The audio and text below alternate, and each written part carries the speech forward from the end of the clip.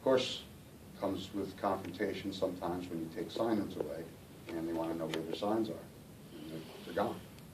So that's going to be one thing I'm pushing on your plate to make that decision, because it's really not my decision to make. So that come to you guys. Also,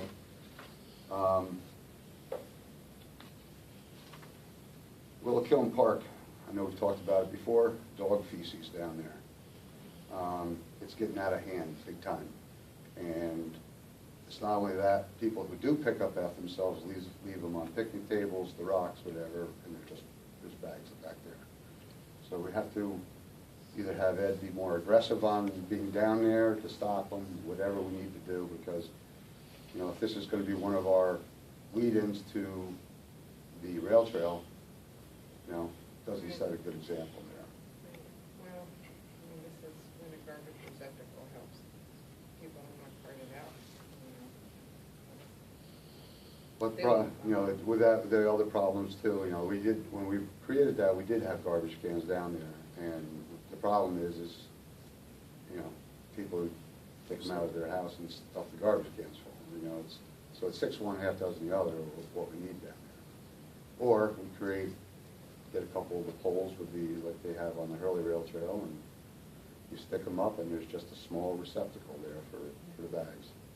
I noticed on the rail trail by Williams Lake, by their sign, when you're entering it, they have bags, they have like a roll for people walking their dogs, so they pick up after themselves. But I mean, we might want to just look into what we can do to address that particular problem, because I know from going there that it is a real problem. And Ed has gone there, our dog control officer has gone over there and talked to people, but you can't be there, you know, leasing something like that is really difficult. So we got to think of something, you know, people don't want to put it in their car.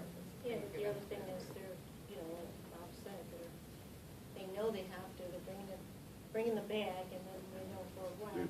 But you also have a situation where 90% of the people are the neighborhood, the people who live there, so they should be. Could you repeat what parking lot that is? Willow Hill, It's by Main Street. It's behind the movie It's theater. the little park. Okay. Right. Okay. Yeah. For the grassy area back there that we're talking about. You know, I think if, I do think that the chamber is thinking about doing something. Who's doing the chamber? So just the chamber, they've been saying that they may do something and take responsibility. But I don't want to speak for them. I'm waiting to hear back from them. I have been talking for many years about getting receptacles out there. Could be something economic development. Talk to the chamber about it too. Yeah. Okay, last but not least, storm-related issues. It's going to be on there. It's going to be policy through the Highway Department, following Section 319 of New York State Highway Law. The town will not, the Highway Department will not be responsible for the mailboxes, basketball hoops, and also through the cars parking. I know that was addressed.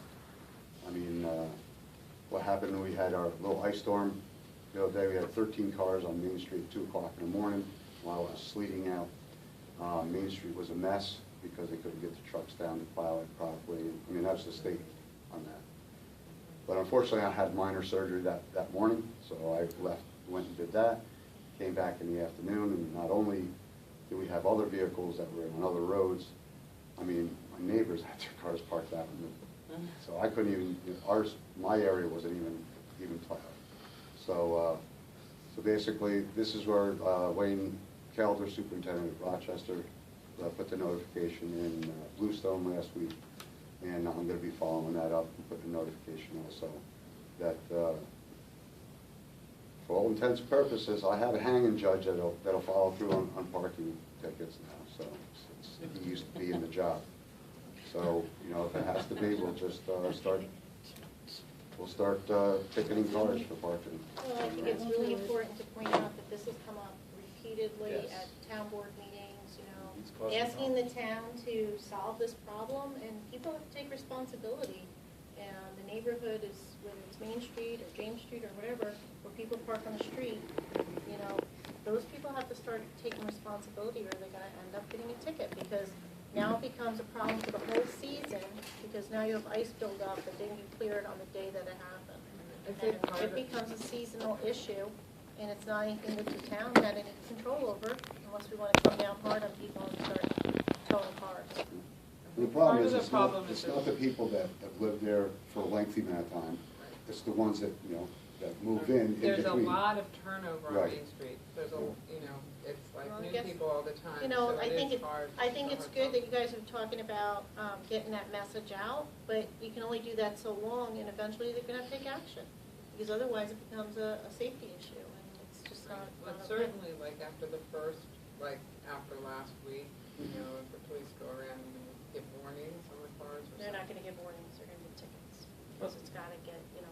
Isn't it that no one should be parked on Main Street overnight anymore now? Certainly, November it is. Yeah. Right. Yeah. So it's just It's not, against the, Local on law Main number Street. 1, 1973, At all. yep. right.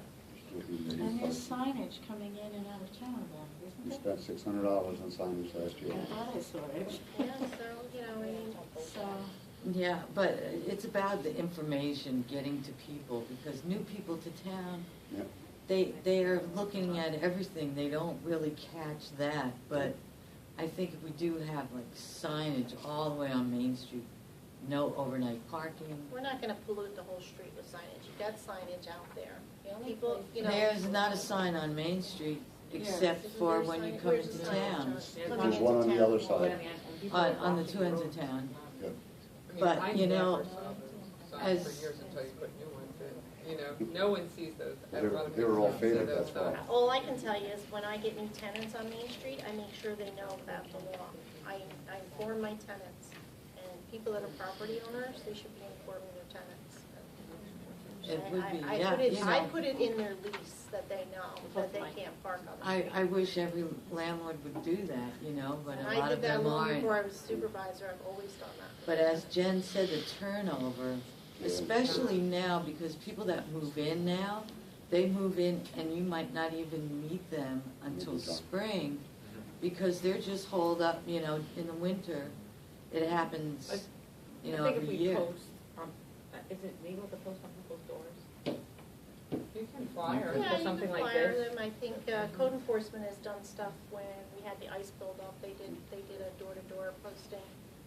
But, you know, I'm just gonna say this is happening every year, and I think the town just has to start we've tried to educate everybody, and we are still gonna do that. But I think that some people are not gonna get the message unless you start to, you know, Especially with It's a good the, idea. tickets. especially with the DOT taking care of Main Street, it's, you know, I've talked to them, and, you know, they come back to me, and then I get invited down to a meeting, and of course, the residents are coming to me, and it's like, I'm the middle guy, you know? it's like, And also, we can't fix it after the problem, with the problem didn't get taken care of, when it needs to get taken care of, now you have a problem that you can't fix. Even when highway has gone in traditionally and helped DOT to clear the Main Street when we've had excessive snow and ice, like, there's nothing you can do if they've created a situation where you can't clean it up. And, you know, I think that, especially when you're talking about those ice storms, or, you know, unfortunately, the side of the street that everybody parks on is the side that doesn't get any sun, and you end up with such a, you know, mess. So the only other thing that I got is, you know, you all have this sheet right here. If you look down, and basically on,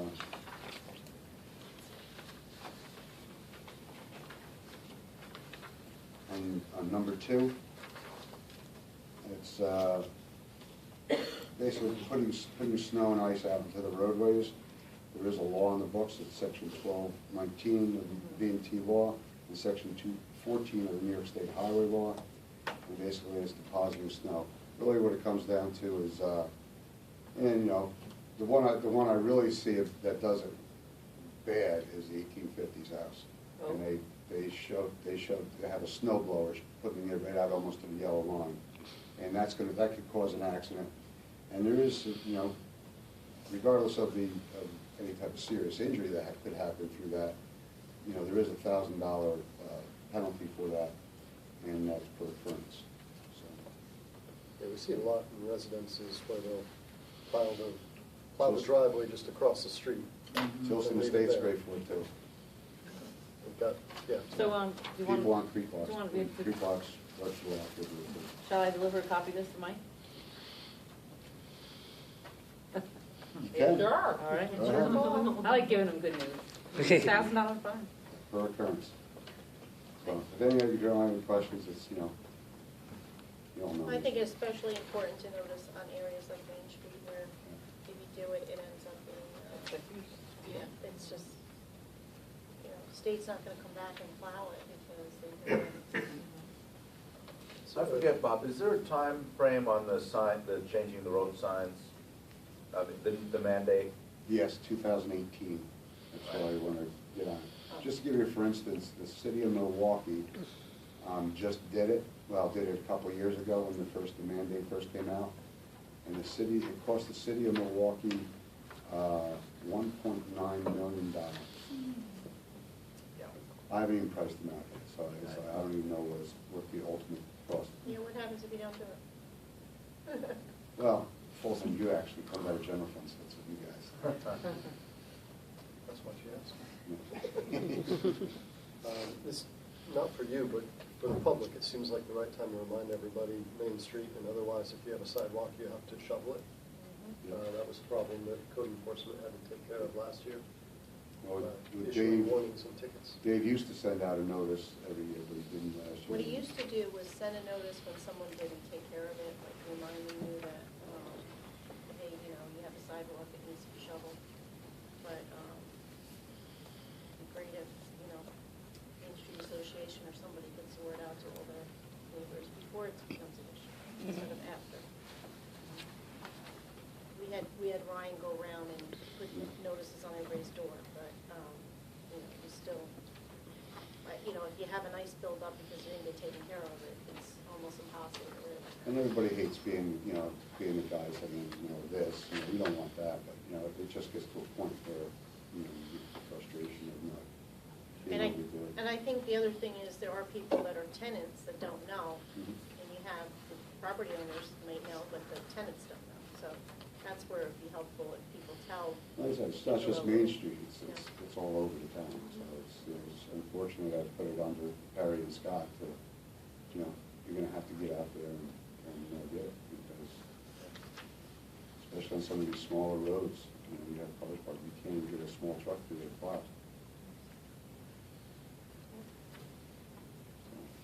So are we signing this section 284 tonight? I'll just, because it needs everybody's signature on there, so, We're gonna do it as a resolution. Okay, so very good. you got that. And then, I have copies for Thank you. Thank you. Thank you. Bob. Thank you. So, I guess we could just make a motion to sign for the agreement. Agreement for the expenditure of highway monies, Town of Rosendale Highway Department, between the town superintendent of the Town of Rosendale, Oklahoma State of New York, and the undersigned members of the town pursuant to the provisions of Section 284 of the Highway Law. We agree that the monies levied and collected in the town for the repair and improvement of highways and received from the state for state aid for the repair and improvement of highways shall be expended as follows. General repairs, a sum of $17,500 shall be set aside to be expanded for primary work and general repairs upon tile highways, including sluices, culverts, DA 5110.4. Permanent improvements, the following sum shall be set aside to be expended for permanent improvements of town highways, DA 5112.2. You could second that. Okay. Well, actually, we're gonna make a motion so, you wanna make a motion? We're gonna make a motion to accept. To accept the resolution, I'd like to make a motion to accept the resolution Or the agreement. of the agreement for the expenditure of highway monies, Town of Rosendale Highway Department. I'll second that. All third. Roll call, Councilman Hughes, Yes. Councilman Roscoe, Yes. Councilman Krasowski, Yes. Councilman McMurray, Yes. Supervisor Wolf. Yes. And I think it's good, we'll do a formal signature Do you want to do that tonight? Do it Friday, when we do the order. Okay, we'll do it Friday. You're gonna, it's gotta be sent to the She's county. got it tonight. Jill. You can just go to that.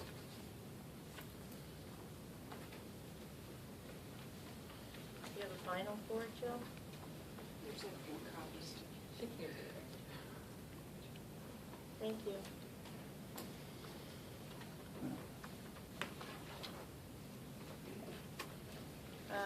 And then Resolution 1, 2016, intermunicipal shared service agreement. This agreement made on the 13th, right, February. No, January, I'm sorry. 2016, by and between the town of Rosendale and Municipal Corporation organizing existing under the laws of the state of New York with offices located 1915 Lucas Avenue, Cottington, New York, 12419, and town of Marltown and Municipal Corporation organizing existing under the laws of the state of New York with offices located at 1925 Lucas Avenue, Cottington, New York, 12419.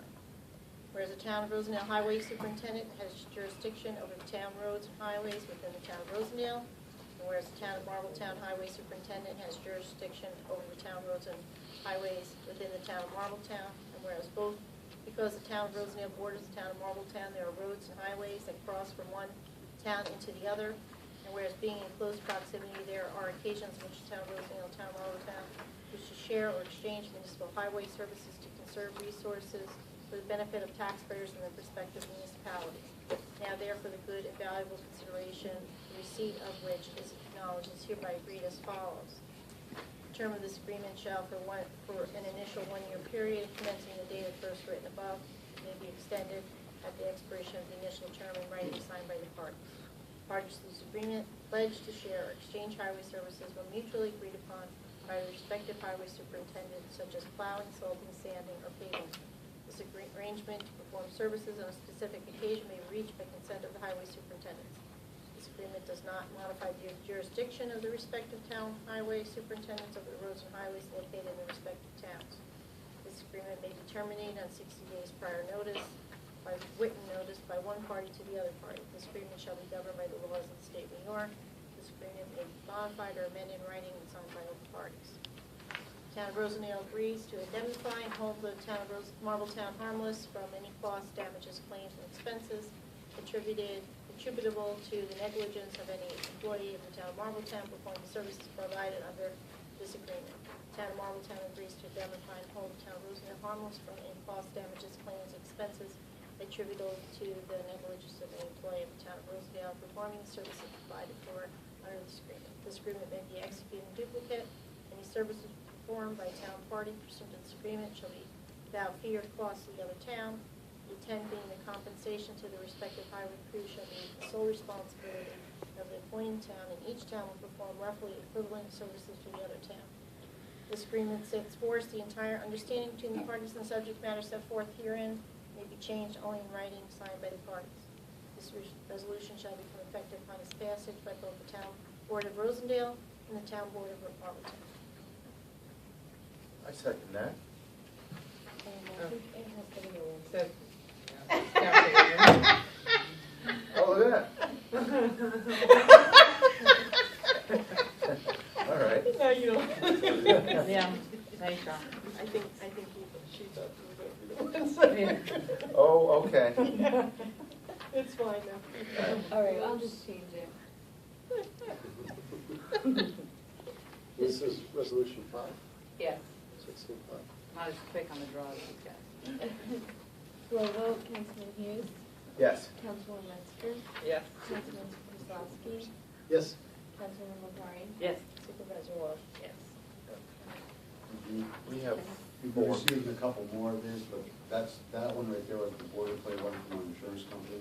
What's that? That was the boilerplate one from Right. our insurance company. Right. But there is a couple other ones that we'll be getting from like DOT, the county, and a couple other different towns. Okay.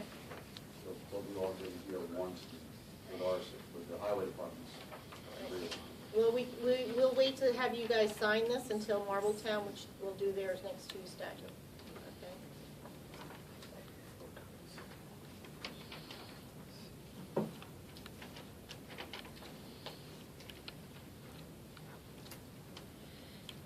this way I can't blame Jen for everything either anymore, so.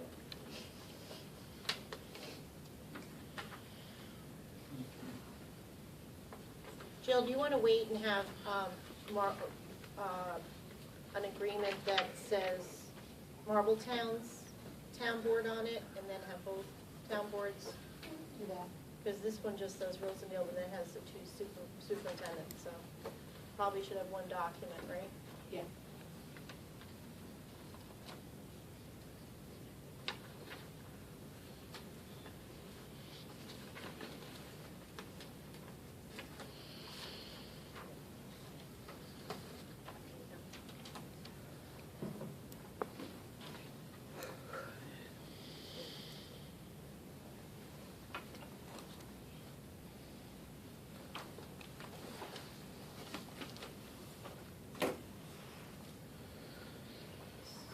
Thank you very much. Thank you.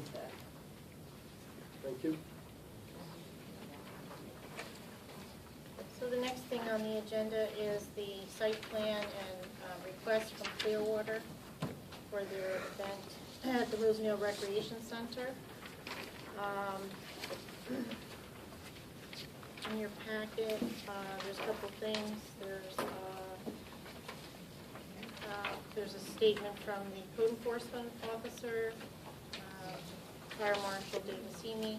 I believe you two have been in contact with each other, right? I received a message from him when I got home today, so I was gonna call him tomorrow. Okay. Yeah, I think he was concerned about the gas thing, we were gonna cook the soup on outdoors. Yes, Yeah. and I think mainly the town wants to be sure that, I think they determined that it shouldn't go under the pavilion. Oh, right, I know And that that. wherever it is, it's safe, you know, that it's a safe Right, setup. and we bring a fire extinguisher yeah. And that it doesn't damage the grassy area where we're gonna put it. I mean, Okay. typically people have barbecues and stuff, so I'm gonna say it's similar to that. Yeah, And of course, anything like this is contingent on the fire marshal saying, yes, that's fine. I'll go up to Saugerties and get it Probably a sooner good so he idea to can see show it it. to him Yeah. what you're doing, yeah, because I think he had some safety issues, he just Sure, wanted to sure. be. Yeah, I spoke with Tara, and based on what I've seen down at the Pickle Fest, and she said you already had this conversation, that it is possible to tarp the pavilion and preheat it. But they think Okay, they've no, already, no, they've no. already Public taken the shows up, part. but that's not- No, we've taken that off the Okay. table, Taken that off. because since we can't use it during the event, it was just if we got an overflow crowd. But we were looking for ways to accommodate you. Thank you so much, yeah, no, And I think Pardon. you're also aware that the youth center is not available. correct, correct. So the other issue that came up was the request for a waiver on the fees. This board can vote, but I'm going to take the position that the town does not allow that because it's considered a gift. And unless the event is directly benefiting the town of Rosendale, we're not supposed to give a gift, basically. There is consideration for non-for-profits that are doing fundraising. And if you look at their application, that's why there's so many different categories to try to break to non-for-profits. My position is that, though we believe that your event is a very worthy and important cause, we have so many people that are in the same You situation. can't set the precedent? And we can't set a precedent, Okay. and we've been asked so many times, and we've told people no in the past for the same reasons. And my concern is that, that we basically would never be renting the rec center to anyone that would be for anything but free. So I want to make sure that the board understands my position. Obviously, they could vote, but I do think it would be setting a precedent. And we've been told in the past that we're not allowed to give a gift. I mean, we've had a lot of really important, worthy things that we've said no to. Where do you draw the line? And that's what it becomes. I did notice that you had advertised, some pretty hefty numbers for admission. So it looks to me that if you get 200 people, you can easily afford to, make a lot of money for your event and still be able to pay the fees for the town. What's the fee for that rental? $180 per I mean, Wanting- What did she tell you that she? I think it's 180, if I Okay. recall. Because As I there's, understand, you have a local sponsor. Yeah, but- right, we do. So with a local. yeah, there's, applicant, I wasn't sure exactly which category, but non-for-profits do get a break, you know, typically, I will say that, you know, some events could be asking $400, you Yeah, it know, was- for an event that you pay, you have to pay. At so. the rec commission That's meeting, what- they yeah. offered to do it through a local sponsor. What's that? At the rec commission meeting, Right. the rec commission suggested that I do it through a local, or that we do it through a local sponsor, so, okay. I think So- the so local, can I think that's the local price, and the non-local Yeah. is something in the neighborhood Right, of 500. right. And the other thing is that these numbers and this whole category, a lot of work went into this by, you know, rec commission to come up with something that they felt was fair and can give everybody that deserves to get a break, but also not be concerned that we're giving a gift to people. So that's basically, that's the way I look at it. So unfortunately, I'm the rec commission liaison, but unfortunately, we had a town board meeting scheduled for the same night. And I wish I had been part of that discussion, because I know you came, but Bree, I don't know if you wanted to add anything or say anything about the rec commission discussion. No, it's a little far back without going through Okay. minutes or notes or something. I don't. My impression was from Tara that it was a, you know, an event that was considered, you know, approved and supported by the rec commission. Isn't that true? So. I do believe so. but Yeah, so I would think it was check my recommended notes. to come to the board with the site, some site, sort of site plan. So I think that if everybody's in agreement, I would recommend that, you know, make a motion to approve your site plan with a condition that you have our fire marshal approve I'll do your that setup tomorrow. with your outside cauldron. Okay. Just make sure that there was another, I think he also was concerned about how you were going to control the number of the, you know, of people you might have in there, because obviously. Oh, it's we have a 200. limit to 200 people. Okay, so then that's not going to be an issue then. So that would be the only condition that I would have on this, so if everybody's okay with that, we'll, You got it. you want to second that? I'll second that, and I'll donate half the cost. Very generous. Just buy yourself a nice ticket, Yeah. and you can go to the reception. Yes, I need a little more info about that, Miss. So I found my notes, and yes, we said we couldn't waive the fee, and we did suggest Talk to the board. exactly what you said, that a Rosendale resident sponsor, and that you should go to the town board. That was my understanding, thank you. Just checking. Thanks, Bree. Thank you. I hate this meeting. Roll call, Councilman Hughes, Yes. Councilwoman Metzger, Yes. Councilman Kozlowski, Yes. Yes. Councilwoman Mokari, Yes. Supervisor Ross. Yes. All right, good luck. Thank you. I hope folks can come on the 24th, and if it snows, the 7th. I'm assuming you already did your application with them, with the Bricks Commission? Yes, Oh, it's yeah, right but we here. still owe you money. It's in Oh, there. okay. No, that is just a Mary? blank for the board to look at. Oh. That you guys- Oh, you put I can't be here on the 24th, but I'll get the other half. So there you go. Wow. That was easy. Thank you. We'll do the other What we half, can't 'cause you do. can't fit in. I need info about the after thing. I don't know anything about it. Oh, okay. I Said will that have the maybe a appropriate people 6 call you. Yeah, please. Okay. Or I email, have your please email. email. Okay. Email. And I have your Thank you. email, so I'll find out where to send the check. I love you, Miriam. Thank you. Email. Thank you. Thanks, Miriam. Thank you. Thanks, Miriam. Warm and friendly time.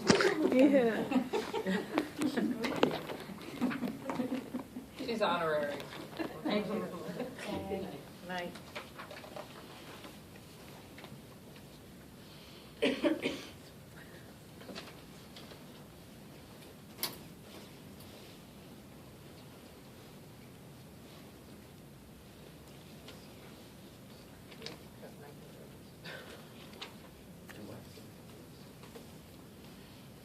What's that? Divided my hintertoes. Yeah. Okay.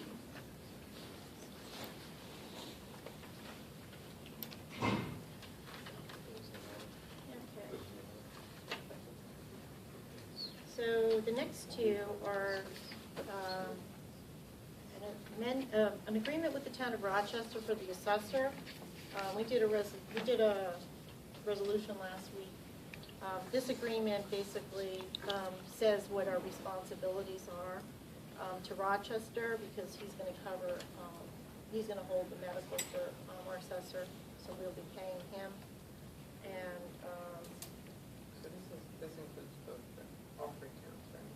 it's just Rosendale and Rochester. Rochester is who we had to give the money to. for I'm his- looking at a different one. Which one are you looking at? I have amended contract for medical stuff. There should be one that says agreement on the top. Should have been right in front. Skinny one. Okay. That's all right. And then the second one you're looking at is the resolution to amend Mike Dunham's contract that he has now, Right. which we did in 2013. So the amendment is attached to the resolution. And this amendment is what is based on the agreement that the three towns did with the state to do this. So this is all based on the agreement it did. It was back in July or something, or June or July. So,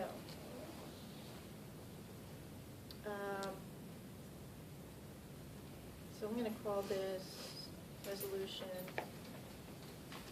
1/2016. Six. Yeah. Agreement made this 13th day of January between the town of Rosendale, here and after Rosendale, and Municipal Corporation having its primary place of business at 1950 Lucas Avenue, Cottington, New York. 12419, the town of Rochester, here and after Rochester, Municipal Corporation having its place of business at 50 Scenic Road, Oxford, New York, 12404. Whereas Rosendale and Rochester each independently employ Michael Dunham, here and after assessor, on a part-time basis through September 30th, 2019. Whereas part of each town's employment agreement with assessor, each town is to pay a portion of the assessor's health insurance benefits and to share in the coverage of one half of the assessor's deductible for same. Now, whereas Rochester will be securing the health insurance for the assessor through Rochester's medical insurer, and whereas the Rosendale will participate in payment for assessor's medical insurance as well as a portion of the assessor's medical deductible. Now therefore be agreed upon the parties as follows. First, Rochester shall secure individual medical insurance to cover the assessor. Second, Rosendale shall reimburse Rochester for 24.5% of the individual medical plan on a monthly basis. Such monthly premium shall be $103.66 for the year of 2016. The monthly premium payment from Rosendale to Rochester shall be adjusted each year to reflect Rosendale's payment of 24.5%, which percentage may be adjusted to reflect any changes in the number of hours that assessor works for each town, and premium for each year. Rochester shall give prompt notice to Rosendale to now make the monthly payment for 2017-18-19 on notification from the medical insurance provider as to the net year's premium.